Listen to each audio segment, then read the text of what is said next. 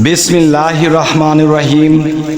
হে সমস্ত জগতবাসী, আজ আমি শামীম আলী চিশতি আপনাদের সামনে যে আলোচনাটি নিয়ে হাজির হলাম, সে আলোচনাটি জ্ঞানীদের জন্য এবং মধ্য জ্ঞানীদের জন্য এই আলোচনাটি মর্মান্তিক হবে। যারা সেজদাকারী, যারা মুমিন, যারা আল্লাহকে সেজদা করে, যারা কাবার দিকে মুখ করিয়ে সেজদা করে, যারা কাবা শরীফের ভেদ রহস্য বোঝেননি, তাদের জন্য আজকের এই আলোচনা। এই আলোচনা যদি কেউ বুঝতে পারে তাহলে সে আল্লাহর ঠিকানা পেয়ে যাবে। যে এই আলোচনাটি বুঝতে পারে কাবা কয় প্রকার, কোন কাবায় আল্লাহ থাকে আর কোন কাবার দিকে সেজদা করা হচ্ছে, এই জিনিসটা খুব সহজেই বুঝে যাবে ইনশাআল্লাহ। দেখেন, আল্লাহ নিজেই তো বলেছে আমি মুমিনের কালবে বাস করি।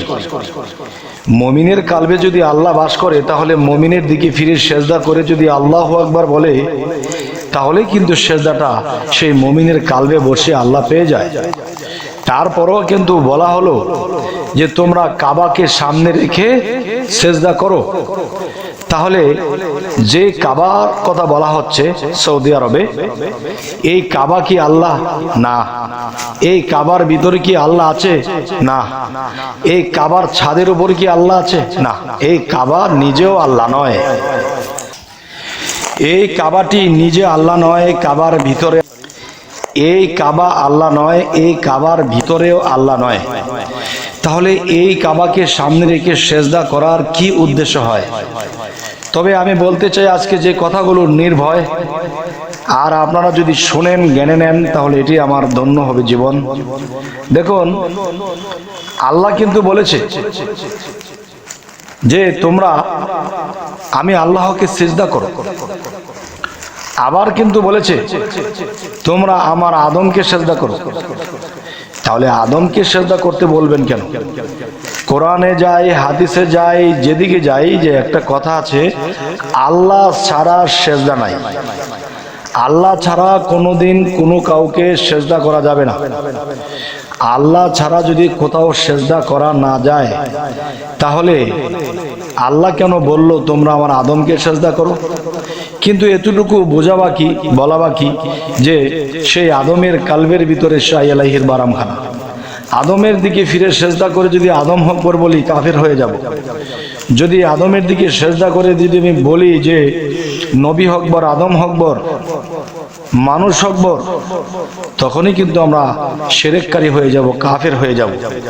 তাহলে আমাদের কি বলতে হবে? আল্লাহু আকবার। তাহলে আদমের কালবে বসে আল্লাহ এই সেজদা নিয়ে গেল। এই হলো একটা বিষয়। এখন আসল বিষয় যেটি, সেটি এখন বলবো, শুনুন। সেই বিষয়টি হলো, দেখুন, যে কাবাকে সামনে রেখে সেজদা চলে, কাবাকে সামনে রেখে ইবাদত চলে। তাহলে শামীম আলী এই পৃথিবীতে ছোট একটা বাংলাদেশের মধ্যে বাস করে, সেই বাংলাদেশের মধ্যে বাস করে তিনি যেই কথাটি আপনাদের সামনে বলে, অবশ্যই আপনাদের খেয়াল করে শুনতে হবে। দেখুন, কাবাকে সামনে রেখে যে সেজদা চলে, যে এই কাবাটি কিন্তু মানুষে ইটা পাথর দিয়ে তুলেছে। ইটা পাথর দিয়ে তুলে এই কাবার দিকে ফিরে সেজদা করা হচ্ছে। দেখেন, আমরা বাংলাদেশে বাস করি, আমরা পশ্চিমে আমাদের কাবা পড়েছে, পশ্চিম দিকে করি। আর কাবার পূর্বে যারা পড়েছে, তারা পূর্বে থেকে পশ্চিমে করছে, আর যারা দক্ষিণে আছে তারা উত্তরে করছে, যারা উত্তরে আছে তারা দক্ষিণের দিকে করছে। তার মানে কাবাকে মাঝখানে রাখছে। তো এখানকার মূল বিষয়টা যদি আমরা বুঝতে যাই, তাহলে যেই কাবাটি মানুষ স্বয়ং নিজে বানিয়ে সেই কাবার দিকে সেজদা করা হচ্ছে, এটি কিন্তু মুসলমানের কোনো অপরাধ নেই, যেহেতু এটা নবীও এটা সায় দিয়েছে, আল্লাহও সায় দিয়েছে, তাই এটা চলছে।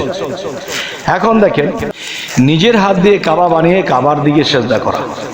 কাবা শব্দের অর্থ কি? সুন্দর বস্তু। কালো কাপড় দিয়ে ঢেকে রাখা হয়েছে, ইটা পাথর দিয়ে তোলা হয়েছে, এটা এমন কি সুন্দর বস্তু, আর এমন কি বিষয় যে এটার দিকে ফিরে সেজদা করতে হচ্ছে।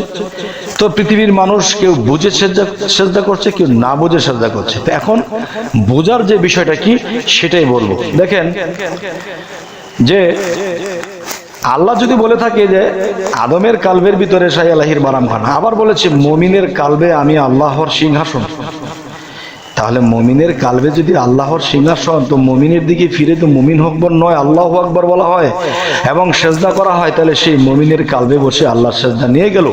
তাহলে মমিনের দিকে ফিরে সেজদা করলে যদি আল্লাহ এই কথাটা বলে থাকে, তাহলে এখানে একটা বিশাল বিষয় অবশ্যই খেয়াল করে শুনবেন। এই যে আপনারা কাবা শরীফটা দেখতে পাচ্ছেন, এই যে কাবা শরীফের চতুর্দিকে মানুষ সেজদা করছে, তাহলে কাবা আল্লাহ না, কাবার ভিতরে আল্লাহ না, তাহলে কাবা নিজেও কিন্তু আল্লাহ না।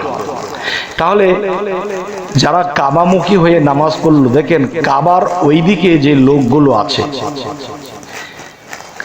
যে উত্তরে যারা আছে, যারা দক্ষিণের দিকে সেজদা করবে, ওই পারে কিন্তু যে মমিন ব্যক্তি আছে। একটা কথা বলা হয়, একটা মজলিসের মধ্যে যদি 40 জন লোক থাকে, এর মধ্যে একটা আল্লাহর ওলি থাকে, আর সেই আল্লাহর ওলির উছিলায় আল্লাহ এই দোয়া মাহফিল কবুল করে। সে আল্লাহর ওলির উছিলায় যদি দোয়া মাহফিল কবুল করে থাকে, তাহলে আমরা যখন পূর্বে আছি, পশ্চিম দিকে সেজদা করি, সেই পূর্বের মানুষগুলো, সেই পশ্চিমের মানুষগুলো কিন্তু আবার পূর্বের দিকে ফিরে সেজদা করতেছে। তাহলে বোঝা গেল কি, এখানে একটা বিশাল ব্রেনের প্রয়োজন, এই ব্রেন কেউ নিচ্ছে না। তবে আমি বলবো, যারা পূর্বে আছে পশ্চিম দিকে সেজদা করছে, এবং পশ্চিমে যারা আছে তারা পূর্বে সেজদা করতেছে, তাহলে আমি যখন সেজদা করি কাবার ওই পাশে কিন্তু মুমিন ব্যক্তি আছে, এবং যারা পশ্চিমে আছে তারা যদি পূর্বের দিকে ফিরে সেজদা করে কাবামুখী হয়ে, তাহলে পূর্বেও কিন্তু মুমিন আছে, আর সেই মুমিনের কালবে আল্লাহ আছে।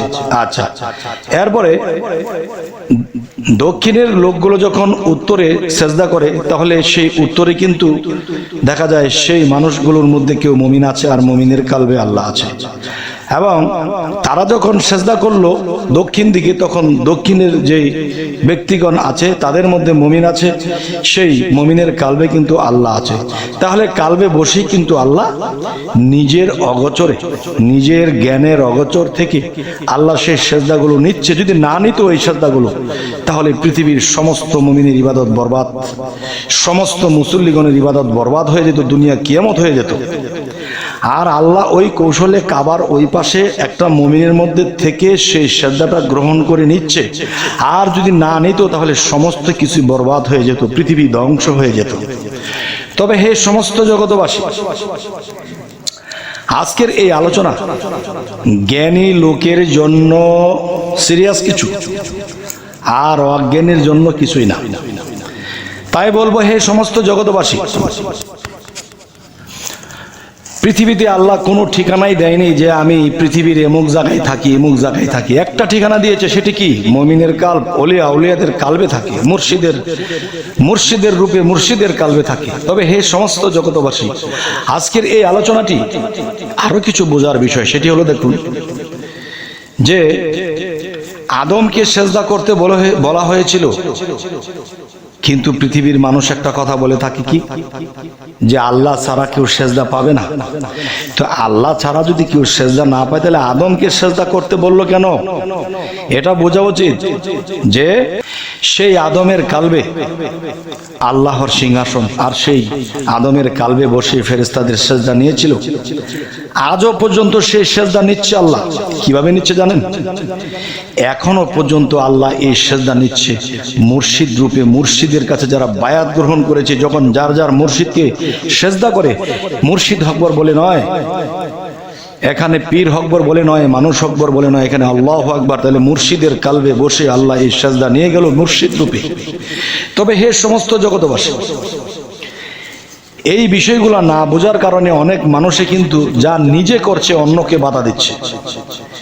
যেমন কাবার দিকে ফিরে সেজদা করলে ওই পাশে মুমিন আছে, মুমিনের মধ্যে আল্লাহ কালবের মধ্যে বসে কিন্তু সেজদাটা নিয়ে যাচ্ছে। এটা কিন্তু কোনো মানুষ জানছে না, কোনো মুমিন ব্যক্তি, কোনো মুসল্লি, কোনো তাবলিগওয়ালা, কোনো আমলকারী জিনিসটি বুঝতে পারছে না। আর যদি এভাবে আল্লাহ সেজদাটা না নিত, তাহলে পৃথিবী ধ্বংস হয়ে যেত। কিন্তু এভাবে যে আল্লাহ সেজদা নিচ্ছে তারা বুঝছে না।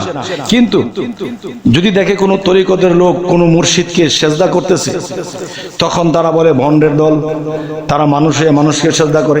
আরে বাবা, কাবার সেই পাশে যে মানুষগুলো আছে তাদের মধ্যে যে আল্লাহ আছে, আপনিও তো সেই সেজদাটি করছেন। আপনার নিজের বোঝার বলে আপনার মাথার জ্ঞানে ধরছে না, বুঝে ধরছে না, বিদায় আপনি এই কথাটি বলছেন। কি একটা কৌশল করে রেখে গেল, এই ভেদ কেউ নাহি বুঝলো। আজকে এই আলোচনাতে যদি কেউ না বোঝে, তাহলে সে মৃত্যুর আগে আর এইসব কথা বুঝবে না। তবে হে সমস্ত জগতবাসী, অবশ্যই জানাবেন আজকের কথাগুলো কি, আমি কি বোঝাতে চাইলাম, আপনারা কি বুঝতে পেরেছেন? যদি বুঝতে পেরে থাকেন, তাহলে একজন কামেল মুর্শিদকে, এক কামেল মুর্শিদের কাছে যে বায়াত গ্রহণ করে, তাকে যত পারেন কদমমুসি করেন, আর যত পারেন সেজদা করেন। আর সেজদা কি করে, কি বলে করবেন? আল্লাহু আকবার, আল্লাহু আকবার। তাহলে সেই মুর্শিদের কালবে বসে আল্লাহ এই সেজদা নিয়ে যাবে, ধন্য হবেন আপনি। আরো একটা প্রমাণ আমি দিচ্ছি, সূরা ইউসুফ আয়াত 100। এই কোরআনের লেখাগুলো কার? আল্লাহর কথা। আচ্ছা, যদি বলে না রাসূলের কথা, হ্যাঁ, রাসূল আল্লাহ, রাসূলের সাথে আল্লাহ এক, আল্লাহর সাথে রাসূল এক। হে জগৎবাসী, অবশ্যই এই কথাগুলো বুঝে নিতে হবে এবং খুঁজে নিতে হবে। সেই সূরা ইউসুফের 100 নম্বর আয়াতের মধ্যে কি বলা হয়েছে? আল্লাহ বলতেছে, হে দেখো তোমরা, আমার ইউসুফ তার পিতা মাতাকে উচ্চ আসনে বসিয়ে সে সেজদায় লুটিয়ে পড়েছে, কিন্তু আল্লাহ সন্তুষ্ট হয়েছে। আর সে পিতামাতার মধ্যে কে ছিল? আল্লাহই ছিল। আর সে পিতামাতার দিকে ফিরে যখন সেজদা করেছে, সে সেজদাটা আল্লাহই নিয়েছে। যার ফলে আল্লাহ বলেছে, দেখো ইউসুফ তার পিতামাতাকে উচ্চ আসনে বসিয়ে সেজদা করিল, তাহলে সে সেজদা আল্লাহই নিয়ে গেল। আমি আজকে আপনাদের সামনে যে আলোচনাটি করেছি, যদি আপনাদের ভালো লাগে তাহলে আমাকে জানাবেন, যদি খারাপ লাগে তবু জানাবেন, এবং সামনে কি ধরনের আলোচনা চাইছেন তবু জানাবেন। আমাদের চ্যানেলটি অবশ্যই আপনাদের সাথী করে নেবেন, সাবস্ক্রাইব করে নেবেন। সকলে ভালো থাকবেন। আল্লাহ হাফিজ।